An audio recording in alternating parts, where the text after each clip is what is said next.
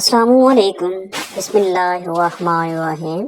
حضرت ابراہیم علیہ السلام اللہ کے جلیل القدر اور مقرب ترین پیغمبروں میں سے ایک ہیں، جنہیں خلیل اللہ یعنی اللہ کے دوست کے خطاب سے نوازا گیا۔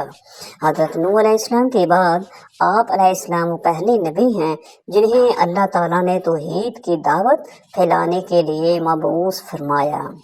حضرت ابراہیم علیہ السلام نے عراق سے لے کر عرب کی صحرائی وادیوں، مصر، شام، فلسطین سے لے کر توحید تک توحید کی دعوت عام کی۔ پھر اپنے مشن کی تکمیل کے لیے سرزمین عرب میں اپنے بڑے بیٹے حضرت اسماعیل علیہ السلام، شام و فلسطین میں دوسرے بیٹے حضرت اسحاق علیہ السلام، مشرقی اردن میں اپنے بھتیجے حضرت لوط علیہ السلام کو مقرر فرمایا۔ اللہ تعالیٰ نے قرآن کریم میں 69 مقامات پر حضرت ابراہیم علیہ السلام کا ذکر کیا ہے۔ حضرت ابراہیم علیہ السلام کے آباء و اجداد عرب سے ہجرت کر کے بابل میں آباد ہو گئے تھے، وہیں آپ کی ولادت ہوئی۔ آپ علیہ السلام کے والد کا نام طارق تھا، لیکن آزر کے نام سے مشہور ہوئے۔ حضرت ابراہیم علیہ السلام کی پیدائش کے وقت آزر کی عمر 75 سال تھی۔ حضرت ابراہیم علیہ السلام کے علاوہ آزر کے دادا حضرت ابراہیم علیہ السلام کے علاوہ آزر کے 2 اور بیٹے بھی تھے، ایک کا نام ناہور اور دوسرے کا نام باران تھا۔ باران کا انتقال آزر کی زندگی ہی میں ہو گیا تھا۔ باران کا ایک بیٹا تھا جس کا نام لوط تھا۔ لوط نے باپ کے انتقال کے بعد اپنی زندگی کا بیشتر حصہ چچا حضرت ابراہیم علیہ السلام کے ساتھ گزارا، یہاں تک کہ اللہ رب العزت نے حضرت لوط علیہ السلام کو بھی نبوت سے سرفراز فرمایا۔ حضرت ابراہیم علیہ السلام کے والد آزر کا پیشہ بت تراشی اور بت فروشی تھا۔ بابل کے آس پاس کے علاقوں پر نمرود کی بادشاہی تھی، جو ایک بہت طاقتور متکبر جابر اور بت پرست حکمران تھا۔ کہتے ہیں کہ سر پر تاج سب سے پہلے ظالم نمرود ہی نے پہنا تھا۔ یہ بزور طاقت رعایا سے پرستش کرواتا تھا۔ ایک مرتبہ اس نے عجیب و غریب خواب دیکھا کہ آسمان پر ایک بڑا روشن اور خوبصورت ستارہ نمودار ہوا، جس کی روشنی اتنی تیز تھی کہ اس نے آسمان پر چمکتے چاند اور لاکھوں ستاروں کی روشنی کو مانند کر دیا۔ صبح ہوئی تو نمرود نے شہر کے تمام بڑے کاہنوں اور نجومیوں کو دربار میں طلب کر کے اپنا خواب سنایا اور تعبیر مانگی۔ نجومیوں نے تعبیر بتائی کہ اس شہر میں عنقریب ایک ایسا بچہ پیدا ہونے والا ہے جو عظیم بادشاہ کے زوال کا باعث بنے گا۔ ہمارے خداؤں کے مقابلے میں ایک خدا اور اس کے دین کا پرچار کرے گا۔ نجومیوں کی اس خبر نے نمرود کو سخت پریشان کر دیا، چنانچہ اس نے فوری حکم جاری کیا کہ جو بھی بچہ پیدا ہوا اسے فوری قتل کر دیا جائے گا۔ بادشاہ کے حکم پر عمل درآمد شروع کر دیا گیا اور بابل کی سرزمین نوزائیدہ بچوں کے خون سے سرخ ہو گئی۔ فرمان کو کچھ ہی وقت گزرا تھا کہ حضرت ابراہیم علیہ السلام کی ولادت کا وقت قریب آ گیا۔ آزر اور ان کی بیوی کو اپنی اولاد کا خون کسی صورت قبول نہ تھا، لہذا دونوں نے اسے چھپا کر پالنے کا فیصلہ کر لیا اور بچے کی پیدائش سے پہلے ہی بابل کے پہاڑوں کے درمیان ایک غار تلاش کر لیا۔ حضرت ابراہیم علیہ السلام کی والدہ نے اس غار میں بچے کو جنم دیا۔ بچے کو اللہ کے سپرد کر کے گھر واپس آ گئی۔ والدہ باقاعدگی سے چھپتے چھپاتے غار میں جاتی اور بچے کو دودھ پلا کر واپس آ جاتی۔ کچھ ہی عرصے بعد آپ علیہ السلام بڑے ہو گئے تو والدین گھر لے آئے۔ حضرت ابراہیم علیہ السلام کو اللہ تعالیٰ نے بچپن ہی سے صراط مستقیم پر رکھا تھا اور اپنا رسول منتخب کر لیا تھا۔ قرآن کریم ارشاد باری تعالیٰ ہے، اور ہم نے ابراہیم علیہ السلام کو پہلے ہی سے ہدایت دی تھی اور ہم ان کے حال سے واقف تھے۔ حضرت ابراہیم علیہ السلام نے والد کے بت تلاش کیے اور ان کو پوجتے ہوئے دیکھا تو ان سے سوال کیا، یہ کیا ہیں؟ والد نے کہا کہ یہ ہمارے خدا ہیں۔ حضرت ابراہیم علیہ السلام نے تعجب سے کہا، یہ کیسے خدا ہیں کہ جن کو آپ پتھر کے ٹکڑوں سے تراش رہے ہیں؟ اللہ تعالیٰ نے حضرت ابراہیم علیہ السلام کو بچپن ہی میں ہدایت اور عقل سلیم عطا فرمائی تھی۔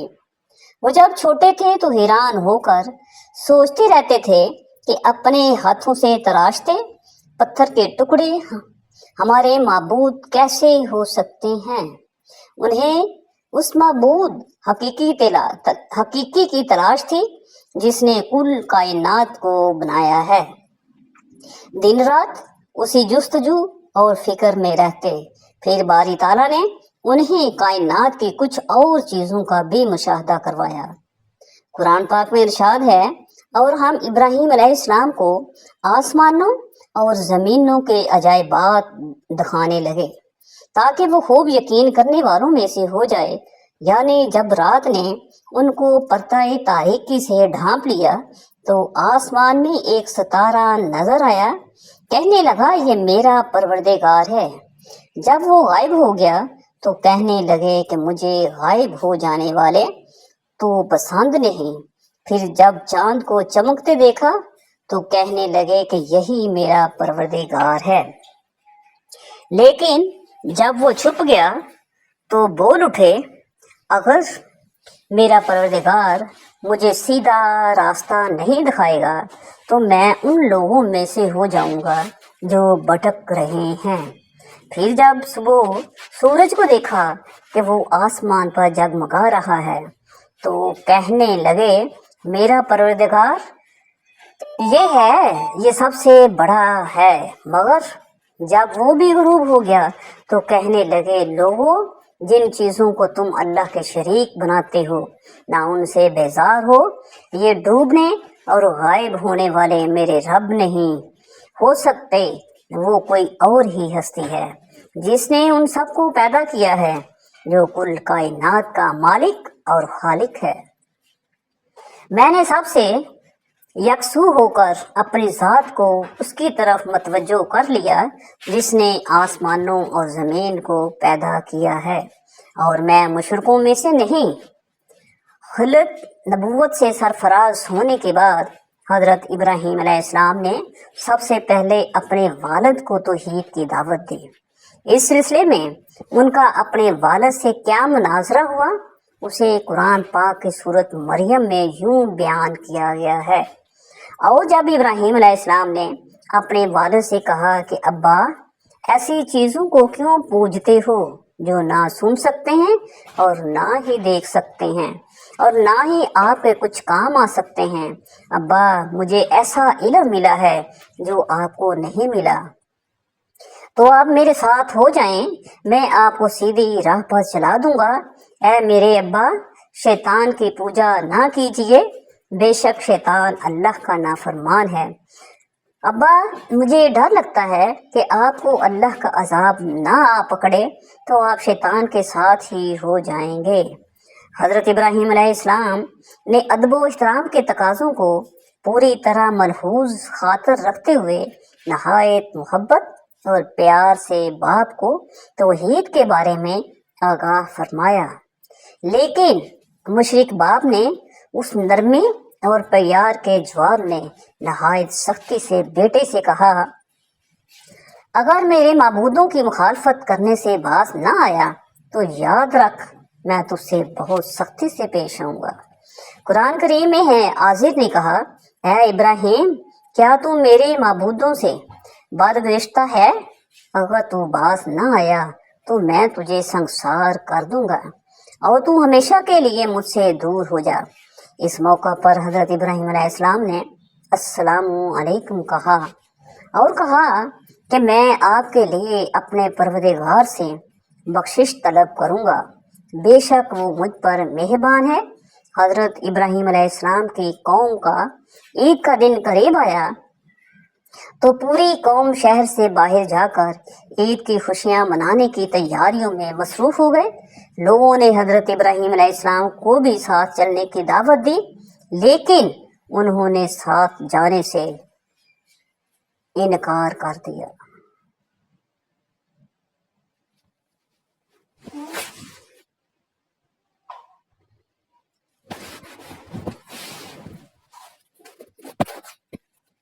दरअसल वो किसी ऐसे ही मौके की तलाश में थे कि जब कोई ना हो और वो सबसे बड़े इबादत खाने में रखे बुतों को मस्मार कर सकें। चुनाचे लोगों ने ईद की सुबह सबसे पहले अपने बुतों को सजाया, फिर हस्बे रवायत उनके आगे तरह तरह के खाने सजाए। उनमें रिवाज था कि मेले से वापस आकर उस खाने को बड़े इह्तमाम से खाते थे। उस काम से फारूक होकर सब लोग शहर से बाहर मेले में चले गए तो हजरत इब्राहिम अलैहिस्सलाम ने कुल्हाड़ा लिया, बुतखाने में दाखिल हो गए। अल्लाह ताला अरशाद फरमाता है, हजरत इब्राहिम अलैहिस्सलाम छुपते छपाते उनके माबूदों के पास चले गए और फरमाने लगे, तुम खाते क्यों नहीं हो? तुम्हें क्या हो गया है? तुम बोलते क्यों नहीं हो? फिर उनको दाएं हाथ से मारना और तोड़ना शुरू कर दिया।